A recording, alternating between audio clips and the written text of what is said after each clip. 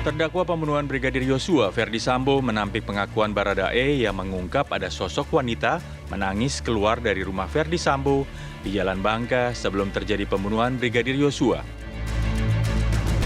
Ferdi Sambo menganggap pengakuan Baradae tak sesuai fakta. Ia bersikeras bahwa kematian Brigadir Yosua bukan disebabkan oleh isu perselingkuhan, melainkan perilaku korban yang diklaim telah melakukan pemerkosaan kepada istrinya Putri Chandrawati. Ferdi Sambo balik menuding kesaksian Baradae tentang sosok wanita hanya karangan belaka. Ia meminta Baradae tak menyeret istrinya Putri Chandrawati serta ajudan Ricky Rizal dan sopirnya Kuat Ma'ruf dalam pusaran kesalahan yang dibuatnya. Pada sidang sebelumnya, Baradae membuat pengakuan dirinya melihat sosok wanita menangis keluar dari rumah Ferdi Sambo di Bangka sebelum peristiwa tragis pembunuhan Brigadir Yosua terjadi. Tiba-tiba saya lihat ada perempuan yang mulia. Saya tidak kenal yang mulia. Nangis dia yang mulia. Nah dari situ yang mulia, semenjak kejadian itu Pak Efes ini sudah lebih sering disaguling yang mulia. Namun Baradae mengakui tak mengenal sosok wanita yang menangis itu. Sementara almarhum Brigadir Yosua dikabarkan mengenal sosok wanita tersebut. Dari Jakarta, tim TV One mengabarkan. Soal pengakuan Baradae, Pak, yang ngomong ada Baradae yang nyebut sempat melihat sosok wanita di rumah Bangka, Pak. Tidak benar keterangan dia itu, ngarang-ngarang. Jelasnya istri saya kan diperkosa sama Joshua. Tidak ada motif lain, apalagi itu perselingkuhan. Berarti itu nggak ada sosok perempuan itu ya, Pak ya? Nanti tanyakan ke dia, kita juga tanyakan nanti di persidangan. Siapa yang nyuruh dia ngarang-ngarang seperti itu? Kalau dia yang menembak Joshua, jangan libat-libatkan istri saya. Jangan libat-libatkan Ricky, Kuat. Saya siap bertanggung jawab terhadap apa yang saya lakukan. Demikian juga kita awasi persidangan ini sehingga bisa berjalan adil dan objektif. Tidak ada isu di luar yang berkembang kemudian mempengaruhi persidangan. Ya, menarik kalau kita kemudian melihat fakta-fakta baru yang dihadirkan dari setiap saksi, meskipun juga ada ketidakterkaitan satu pernyataan dari satu saksi lain maupun terdakwa juga dengan terdakwa lainnya. Nah, ini yang menarik untuk kita bahas. Nah, kita coba akan perkenalkan, sudah terhubung bersama kami ada Prof. Gayus Lumbun, Hakim Agung periode 2011-2018. Selamat pagi, Prof. Pagi, Mbak Maria. Terima kasih waktunya, Prof, diganggu pagi-pagi. Ya, sama-sama, tidak apa-apa. Siap. Dan kami juga masih mencoba menghubungi ayahanda dari almarhum Brigadir Yosua, Samuel Huta Barat. Semoga nanti bisa terhubung dan juga berdiskusi bersama kami. Saya mau ke Prof. Gayus dulu. Prof, kalau kita lihat nampaknya Ferdi Sambo ini dari awal hingga bahkan detik kemarin saja masih cukup konsisten bahwa istrinya mendapatkan tindak pelecehan dari Brigadir Yosua. Dan ini yang kemudian membuat dirinya harus melakukan skenario ini. Apakah kemudian ini akan menjadi modal meyakinkan bagi hakim atau bagaimana, Prof? Jadi begini, bagi saya apapun disampaikan oleh para pihak ya, baik terdakwa maupun kuasa hukum korban, karena korban sudah meninggal, itu menjadikan hak masing-masing yang harus dihormati ya. Nanti pada saatnya barulah hakim ini bisa menilai kalau nanti ada persesuaian dengan alat bukti yang lain. Jadi kalau saya merujuk pasal 175 KUHP, bahkan berdiam pun itu hak dari para pihak, tidak mau bicara. Hakim atau ketua majelis hanya mengingatkan atau membujuk untuk mau bicara. Kemudian pasal yang lain juga menegaskan bahwa pada Undang-Undang Kekuasaan Kehakiman misalnya 48 tahun 2009 itu juga menegaskan bahwa praduga tak bersalah itu ditempatkan dan diberikan menjadi kedudukan bagi semua pihak. Jadi sebaiknya walaupun ada perbedaan, biarlah majelis hakim dan persidangan ini yang akan menilai siapa nanti yang tidak sesuai dengan dakwaan, misalnya sama dengan pengakuan di BAP ketika dia dilakukan penyidikan, seperti itu. Oke, kalaupun misalnya memang ada fakta-fakta yang diungkapkan dari para terdakwa gitu di pengadilan, tapi salah satunya katakanlah misalnya dari Baradae, salah satunya berstatus justice collaborator. Nah, apakah itu memiliki muatan tersendiri nilai keterangannya, Prof, atau sebenarnya sama saja apapun dan diungkapkan oleh siapapun ya di hadapan sidang ya muatannya sama, nilainya sama begitu. Ya, betul sekali.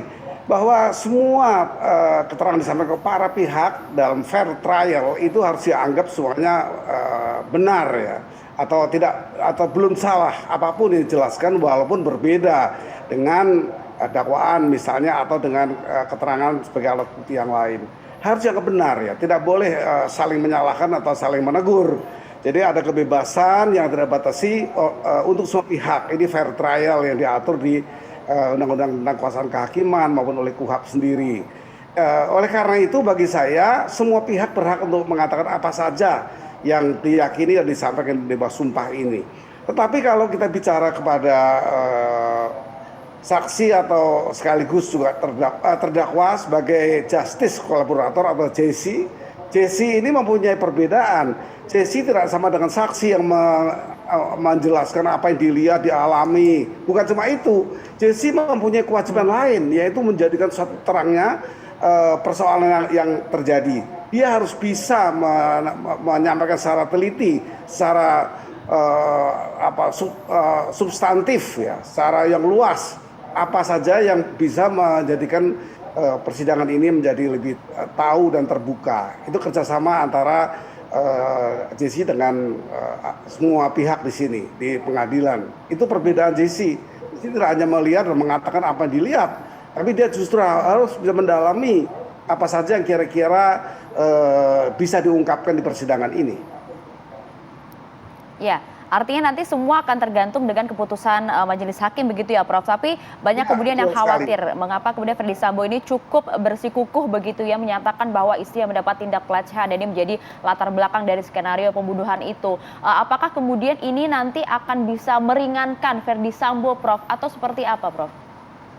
Tentu masing-masing pihak ingin meringankan dirinya, karena yang bersaksi pada kesempatan ini atau memberi keterangan adalah para terdakwa sebagian besar. Tentu mereka masing-masing ingin menyelamatkan kedudukannya, dan dengan tujuan itu tentu ada perbedaan, tentu akan ada pertentangan, ada pro kontra. Nah, itu biasa saja. Dari mana angle mana dia menyampaikan, dengan alasan apa, bahan narasi apa yang dibangun, itu hak dari masing-masing. Kalau saya merujuk kepada KUHP ya di pasal 175, bahkan termasuk diam pun itu hak dari para pihak. Ya, akankah kemudian majelis hakim akan menggali juga mengenai hal ini, karena kan ini delik material ya, Prof, ya, harus dibuktikan. Tadi Prof juga sampaikan harus ada persesuaian dengan alat bukti lainnya juga. Betul, ini kewajiban hakim, terutama karena jaksa telah selesai dengan dakwaan, jaksa telah menyajikan semua perangkat. Ini kan masih saksi charge sebenarnya ya, kalau kelompok kesaksiannya masih ada lagi, nanti ada charge yang dihadirkan. Kemudian juga ada ahli.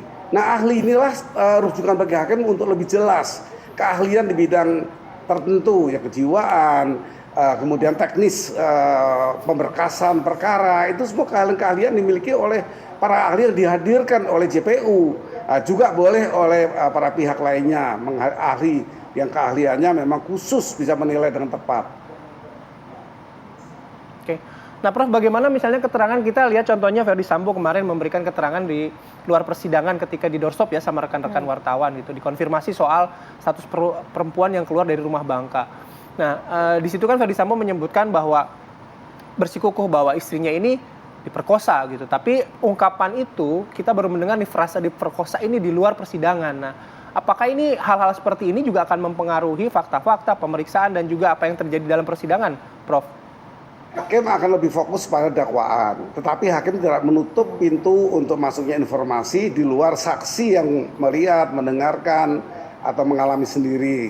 Ini kan putusan MK pada tahun 2010 tentang saksi di luar yang berkaitan langsung. Dulu disebut sebagai di auditu, hari ini disebut sebagai saksi alibi. Alibi itu tidak berkaitan, tetapi diterima keterangannya sebagai pertimbangan bagi hakim kalau ada persesuaian dengan kejadian, ya, ada hal yang memang sesuai untuk didengarkan. Ini hal yang baru bagi perkembangan mengenai saksi. Ini semua menguntungkan persidangan agar transparan. Didengar apa saja yang dikatakan itu kebebasan. Nanti hakimlah yang memutuskan yang mana yang betul. Nah, kalau saksi disumpah tidak betul atau saksi bohong, hakim juga berhak untuk menetapkan saksi ini telah berbohong di bawah sumpah dengan ancaman hukuman 7 tahun. Jadi memang masing-masing itu koridornya hanya undang-undang ya. Limited by law sebenarnya, dibatasi oleh undang-undang. Tidak boleh oleh kemauan masing-masing saling menegur, saling menekan. Ya. Tidak boleh sama sekali ada penekanan dalam memberi keterangan di sidang ini. Dan kita tentu yakin juga bahwa hakim tidak akan mengaburkan juga fakta adanya rencana pembunuhan terhadap Brigadir Joshua itu ya Prof ya? Tentu, hakim pun diawasi sesungguhnya termasuk JPU, masing-masing punya pengawas. Saya mendengarkan KY sebagai pengawas hakim itu juga hadir dengan penyamaran, itu saya dengar. Jadi seperti pengunjung biasa, tapi mereka ini bisa menilai apakah hakim telah melanggar ketentuan kepatutan, melanggar tidak unprofessional conduct misalnya, itu wilayah KY, walaupun dia tidak boleh mencampuri teknis yuridis, tapi tentang unprofessional conduct dia mempunyai hak untuk mencatat itu. Oke. Nanti kita lanjut lagi ngobrolnya, Prof. Kami harus jeda terlebih dahulu. Apa kabar Indonesia Pagi akan kembali sesaat lagi.